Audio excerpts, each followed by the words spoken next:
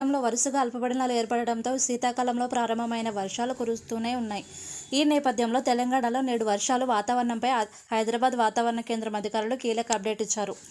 నైరుతి బంగాళాఖాతంలో ప్రస్తుతం ఉపరితల ద్రోణి కొనసాగుతుందని భారత వాతావరణ శాఖ అధికారులు వెల్లడించారు. దీని ప్రభావంతో ఏపీలో వర్షాలు కురుస్తాయని చెప్పారు. తెలంగాణలో మాత్రం నేడు పొడి వాతావరణమే ఉంటుందని చెప్పారు. పలు ప్రాంతాల్లో చిరుజల్లులు తప్ప పెద్దగా ఎటువంటి వర్ష సూచన లేదని వాతావరణ శాఖ అధికారులు వెల్లడించారు. నవంబర్ 22 వరకు ఇటువంటి పొడి వాతావరణమే రాష్ట్రంలో ఉంటుందన్నారు. ప్రస్తుతానికి ఎటువంటి వర్షం హెచ్చరికలు లేవని స్పష్టం చేశారు.